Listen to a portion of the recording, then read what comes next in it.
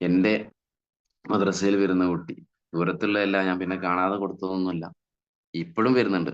വരുന്ന കുട്ടിക്ക് നടക്കാൻ കഴിയാതെ പല സ്ഥലത്തും കൊണ്ടുപോയിട്ട് അതിനൊരു മാറ്റം ലക്ഷങ്ങൾ കണക്കിന് ഉറുപ്യ ചെലവാക്കിയിട്ടുണ്ട്. എന്നിട്ടൊരു മാറ്റം നടക്കാൻ കഴിയില്ല. എടുത്തു കൊണ്ടുപോകണം. അല്ലെങ്കിൽ വേറെ ഒരാള് നല്ല സഹായം വേണം. ചെറിയ സഹായം പോരാ, രണ്ട് ഭാഗത്തും സഹായം വേണം. അങ്ങനത്തെ ഒരു കുട്ടിക്ക് നമ്മുടെ 95-ഉം, കുട്ടി പറഞ്ഞാൽ ഒരു 10-12 വയസ്സുണ്ട്. 95-ഉം അതുപോലെ ചാമ്പി തൈലായിരുന്നു. 95-ഉം ചാമ്പി തൈലും അത് കൊടുത്തിട്ട് ഇപ്പോ ആ ഒരു വിദ്യാലയങ്ങളിലേക്ക്, സ്കൂളിലേക്കും മദ്രസയിലേക്ക് സ്വന്തം നടന്നു പോകുന്നുണ്ട്. അഥവാ വയനാടും കിടത്തി ചികിത്സയും 6 മാസത്തെ ഓരോ കോഴ്സുകളും വയനാടായിട്ടും കോഴിക്കോടിന്റെ ഏതൊരു ഭാഗം പറഞ്ഞിരുന്നു, അവിടൊക്കെ കിടത്തി ചികിത്സ 6 മാസം നിന്നിട്ട് ചികിത്സ നടത്തും.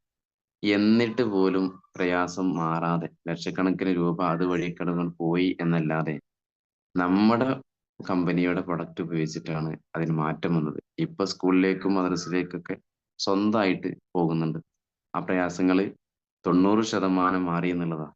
ചിലപ്പോ ആ കുട്ടിയുടെ രക്ഷിതാവ് ഈ മീറ്റിംഗ് ചിലപ്പോ കേൾക്കുന്നുണ്ടാവും.